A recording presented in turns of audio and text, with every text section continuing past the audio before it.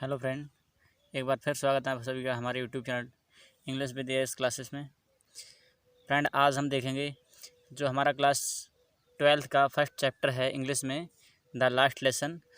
आज हम उसके शॉर्ट क्वेश्चन देखने वाले हैं फ्रेंड। तो चलिए स्टार्ट करते हैं।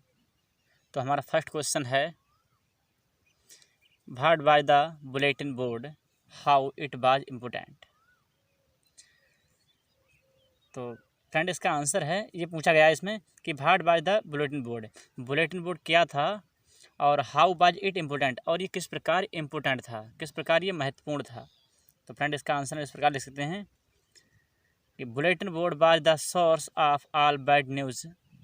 बुलेटिन बोर्ड बाज मिस था, सोर्स मिस स्रोत था, ऑल बैड न्यूज़ यानी सभी बुरी खबरों का स्रोत था। इट वाज वेरी इंपॉर्टेंट, और ये बहुत महत्वपूर्ण था, बिकॉज मिस क्योंकि it provide the news of lost battle, क्योंकि ये प्रोवाइड कराता था the news of lost battle, हारे हुए युद्धों की खबरें, समाचार ये प्रोवाइड कराता था। And ordered past in the Berlin, and ordered past, और जो बर्लिन में जो आदेश पास होते थे, जो ऑर्डर पास होते थे, उसकी भी खबरें ये देता था, उसके भी समाचार ये देता था। सेकंड क्वेश्चन देखते हैं friend, what did M Hamel say when Franz reached school. इसमें फ्रेंड ये बताया गया है कि एम हेमिल ने क्या कहा था। व्हाट डिड एम हेमिल से, एम हेमिल ने क्या कहा था when Franz reached to school, जब फ्रेंच स्कूल पहुंचा तो एम हेमिल ने क्या कहा था, ये इसमें पूछा गया है। तो इसका आंसर फ्रेंड हमें इस प्रकार लिख सकते हैं कि व्हेन फ्रेंच रीच्ड स्कूल, जब फ्रेंच स्कूल पहुंचा तो M Hamel said kindly, M Hamel ने बहुत ही दयालुतापूर्वक कहा, go to your place quickly, अपने स्थान पर तेजी से जाओ। लिटिल फ्रेंच यानी छोटे फ्रेंच अपने स्थान पर तेजी से जाओ। We were beginning without you, और हम तुम्हारे बगैर ही शुरू करने वाले थे।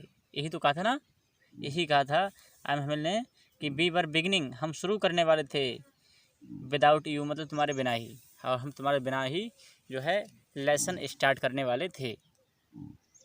अब इसका थर्ड क्वेश्चन देखते हैं, what did M Hamel speak first in the class that day about the last lesson. इसमें ये पूछ रहा है फ्रेंड कि what did M Hamel speak, M Hamel ने क्या कहा था, फर्स्ट मीन्स पहले, एम हेमिल ने पहले क्या कहा था in the class that day, उस दिन, यानी उस दिन एम हेमिल ने कक्षा में सबसे पहले क्या कहा था, अबाउट द लास्ट लेसन, उस लास्ट लेसन के बारे में उस दिन सबसे पहले क्लास में एम हेमिल ने क्या कहा था, ये इसमें फ्रेंड पूछा गया है। तो इसका आंसर फ्रेंड हम इस प्रकार लिख सकते हैं कि M Hamel told first in the class about the last lesson, M Hamel ने सबसे पहले क्लास में उस लास्ट लेसन के बारे में बताया था। इट मीन्स कि the order had come from Berlin to teach only German in the school of Alsace and Lorraine, यानी कि the order had come from Berlin से ऑर्डर आ गए हैं, आदेश आ गए हैं, टू टीच पढ़ाने के, ओनली जर्मन केवल German language in the school of Alsace and Lawrence, अल्सेस और लॉरेंस के स्कूलों में केवल जर्मन पढ़ाने के ही आदेश जो है बर्लिन से आ गए हैं। So it was the last lesson of French, इसीलिए it was the last lesson of French, इसलिए फ्रांस भाषा का ये आखिरी पार्ट है आपका। हमारा फोर्थ क्वेश्चन है, what did French think after hearing about the last lesson, यानी कि what did French think, French ने क्या सोचा, आफ्टर हियरिंग सुनने के बाद, अबाउट द लास्ट लेसन यानी लास्ट लेसन के सुनने के बाद फ्रेंच ने क्या सोचा। तो इसका आंसर हम इस प्रकार लिख सकते हैं कि when French heard about the last lesson, जब French heard the about the last lesson, जब फ्रेंच ने लास्ट लेसन के बारे में सुना तो ही शॉक्ड, उसे धक्का सा लगा, उसे सदमा सा लगा। एंड फेल्ट वेरी सॉरी, और उसने बहुत ही सॉरी महसूस किया, यानी उसे बहुत ही अफसोस था। ही थाट दैट, उसने सोचा कि he would not be learning his mother tongue in the future, उसने सोचा कि वह नहीं सीख पाएगा हिज मदर टंग, अपनी मातृभाषा, इन द फ्यूचर मतलब भविष्य में। तो उसने यही सोचा था कि अब भविष्य में उसे अपनी मातृभाषा सीखने को नहीं मिलेगी।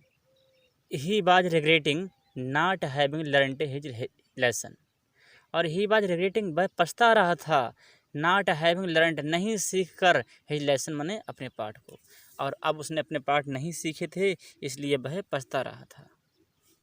नेक्स्ट क्वेश्चन है कि did French recite the participle, क्या फ्रेंच ने पार्टिसिपल के रूल सुनाए थे? तो हाउ, और सुनाए थे तो किस प्रकार, कैसे सुनाए थे? तो Franz wanted to recite the rule of participle without any mistake. Franz wanted means चाहता था, टू रिसाइट मिस सुनाना, और द रूल ऑफ पार्टिसिपल यानी पार्टिसिपल के रूल फ्रेंच सुनाना चाहता था, विदाउट एनी मिस्टेक, बिना किसी मिस्टेक के। बट लेकिन as he stood up to recite, तो जैसे ही वह, ही मीन्स वह, स्टूड अप मीन्स खड़ा हुआ, टू रिसाइट मीन्स सुनाने के लिए, तो जैसे ही वह सुनाने के लिए खड़ा हुआ तो he mixed up on the first word, तो वह पहले ही मिक्स्ड अप, वह उलझ गया, ऑन द फर्स्ट वर्ड यानी पहले ही शब्दों पर, वह शुरुआत के शब्दों पर ही अटक गया, एंड स्टूड और खड़ा रहा, देयर मीन्स वहीं, और वहीं खड़ा रहा। तो he dare not look up, और उसने अपना सर ऊपर उठाने की हिम्मत नहीं की। ही डेयर नॉट, उसने हिम्मत नहीं की, टू लुक अप मीन्स ऊपर देखने की, और उसकी ऊपर देखने की हिम्मत नहीं हुई। Whom did M Hamel blame for the ignorance in the studies, भाई whom did M Hamel blame, M Hamel ने किसको ब्लेम किया था, किस पे आरोप लगाया था, फॉर द इग्नोरेंस नज़रअंदाज के लिए, इन द स्टडीज अध्ययन में, यानी कि अध्ययन को नज़रअंदाज करने के लिए एम हेमिल ने किस पे ब्लेम लगाया था, किस पे आरोप लगाया था, और भाई और क्यों लगाया था? तो M Hamel blamed, M Hamel ने ब्लेम्ड मतलब आरोप लगाया, द पेरेंट्स ऑफ स्टूडेंट्स, विद्यार्थियों के माता पिता पर, फॉर द इग्नोरेंस, उदासीनता के लिए या नज़रअंदाजी के लिए, इन द स्टडीज अध्ययन में, for they preferred to put them, for they preferred क्योंकि वो पसंद करते थे, टू पुट देम उनको रखना, to the work on the farm और एट द मिल्स, क्योंकि वो उनको वर्क पर यानी काम पर रखना पसंद करते थे, ऑन द फार्म तो किसी फार्म पर, और एट द मिल्स या किसी मिल पर जो है काम पर रखने के लिए वो ज़्यादा पसंद उनको करते थे अपने बच्चों को। टू हैव मोर मनी, ताकि उन्हें और अधिक पैसा प्राप्त हो सके, ये एम हेमिल ने उनके माता पिता पर आरोप लगाया था। तो ही ब्लेम्ड आल्सो हिमसेल्फ, और एम हेमिल ने अपने आप पर भी ब्लेम लगाया था, बिकॉज क्योंकि ही सेंट स्टूडेंट्स,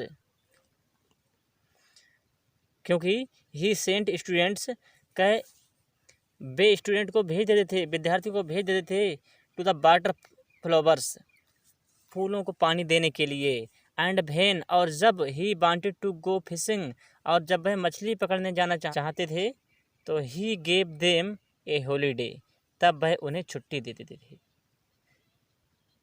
तो इसमें फ्रेंड उन्होंने अपने आप पर भी ब्लेम लगाया है, और जो स्टूडेंट्स हैं उनके माता पिता यानी पेरेंट्स पर भी ब्लेम लगाया है कि व्हाट डिड एम हेमिल से, एम हेमिल ने क्या कहा था, अबाउट मीन्स बारे में, लैंग्वेज भाषा के बारे में, एम हेमिल ने भाषा के बारे में क्या कहा था, एंड इट इज़ इम्पोर्टेंट, और इसके महत्व के बारे में क्या कहा था। तो इसका आंसर हम इस प्रकार लिख सकते हैं कि M Hamel said, M Hamel ने कहा था, दैट मीन्स कि we must guard our language, हमें अपने हमें मस्ट मीन्स चाहिए, गार्ड मीन्स रक्षा करनी चाहिए, आवर लैंग्वेज अपनी भाषा की, एमॉन्ग अस अपने बीच में, हमें अपने भाषा की अपने बीच में रक्षा करनी चाहिए। बिकॉज क्योंकि वेन ए कंट्री इज इनस्लेव्ड, तो जब कोई कंट्री, जब कोई देश गुलाम हो जाता है, एज लॉन्ग एज जितने लंबे समय तक, इट्स सिटीजन इसके जो नागरिक होते हैं, होल्ड फास्ट दियर लैंग्वेज अपनी भाषा को मजबूती से पकड़े रहते हैं। इट इज एज ये ठीक वैसे ही है, इफ यदि they had the key of their prison, और ये ठीक वैसे ही है जैसे उनकी जेल की चाबी उनके पास हो। इट इज एज ये ठीक वैसे ही है, इफ यदि दे हैड की वे चाबी रखते हों ऑफ दियर प्राइजन अपनी जेल की, तो ये ठीक वैसे ही है जैसे उनकी जेल की चाबी उनके पास हो। नेक्स्ट क्वेश्चन है, what did French think about the pigeons. What did French think, French ने क्या सोचा था अबाउट द पिंजियंस उन कबूतरों के बारे में। कबूतरों के बारे में फ्रेंच ने क्या सोचा था एंड भाई, और क्यों सोचा था। तो French thought about the pigeons, French ने थाट मीन्स सोचा था, अबाउट द पिजियंस कबूतरों के बारे में सोचा था कि will they make them sing in German, कि क्या वे make them sing in German, क्या वे कबूतरों को भी जर्मन बोलने के लिए मजबूर करेंगे।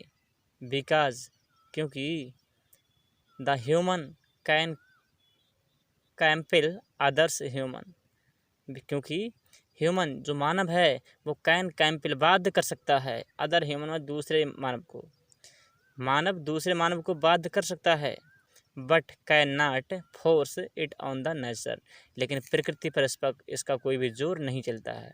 बट कैन नॉट फोर्स, लेकिन ये फोर्स नहीं कर सकता है, दबाव नहीं डाल सकता है, इट ऑन नेचर प्रकृति पर, लेकिन प्रकृति पर इसका कोई जोर नहीं चलता है। नेक्स्ट क्वेश्चन है, what did the I M Hamel observe there at last. What did I M Hamel observe, I M Hamel ने क्या ऑब्जर्व किया था, क्या निरीक्षण किया था, देयर मीन्स वहाँ, एट लास्ट मीन्स अंत में, तो अंत में आई एम हेमिल ने वहाँ क्या निरीक्षण किया था, यानी क्या देखा था।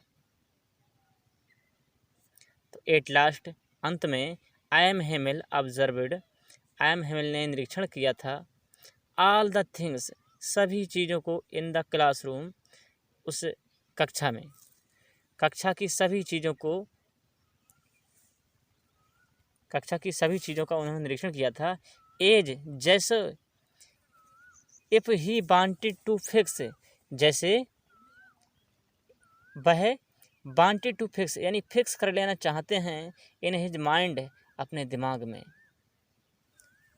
तो कक्षा का एम हेमिले इतनी बारीकी से निरीक्षण कर रहे थे, उसको देख रहे थे जैसे सब कुछ अपने माइंड में फिक्स कर लेना चाहते हों। हाउ एवरीथिंग लुक्ड देयर, कि हाउ मीन्स कैसी, एवरीथिंग मीन्स प्रत्येक चीज़, लुक्ड मीन्स दिखाई देती है, देयर मीन्स वहाँ, यानी उस क्लास रूम में सब चीज़, प्रत्येक चीज़ कैसी दिखाई देती है, उस क्लासरूम में प्रत्येक चीज़ कैसी दिखाई देती है, उस सब को अपने माइंड में फिक्स कर लेना चाहते थे। तो फ्रेंड, हमारा 10वां क्वेश्चन है जो कि आखिरी है, what happened when the church clock struck 12। What happened क्या हुआ, व्हेन चर्च क्लॉक जब चर्च की घड़ी ने स्ट्रक 12 बजाई, क्या हुआ जब चर्च की घड़ी ने 12 बजाई। तो when the church clock struck 12 जब चर्च की घड़ी ने 12 बजाए, तो the sound of angels, angelic प्रार्थना होती है, तो उस एंजल्स प्रार्थना की साउंड भी हियर्ड सुनी गई, देयर मीन्स वहाँ, द ट्रम्प्ट्स ऑफ पर्शियन सोल्जर्स, और the trumpet of Persian soldiers, और जो पर्शिया के जो सोल्जर थे, सिपाही थे, उनकी सुरहियों की आवाज़ सुनाई दी। रिटर्निंग जो लौट रहे थे, फ्रॉम ड्रिल अभ्यास से, जो अभ्यास से लौट रहे थे, साउंडेड सुनाई दी। I M Hamel got up and wrote, M Hamel got up खड़े हो गए, एम हिमिल खड़े हो गए एंड रोट और लिखा on the black board Shyam पट पर इन वेरी लार्ज लेटर्स बहुत बड़े बड़े अक्षरों में। तो एम हिमिल खड़े हो गए और बहुत बड़े बड़े अक्षरों में ब्लैक बोर्ड पर लिखा, क्या लिखा कि बाइबला फ्रांस, लॉन्ग लिव फ्रांस, जिसका मीन्स होता है लॉन्ग लिव फ्रांस, यानी कि फ्रांस जिंदाबाद। इस प्रकार फ्रेंड्स जो फर्स्ट चैप्टर है उसके ये शॉर्ट आंसर टाइप क्वेश्चन ये आपके कंप्लीट हुए। और फ्रेंड इसी प्रकार की यूज़फुल वीडियो देखने के लिए हमारे चैनल को सब्सक्राइब करें। वीडियो अच्छी लगे तो वीडियो को लाइक करें और अपने दोस्तों में शेयर ज़रूर करें। Thanks for watching.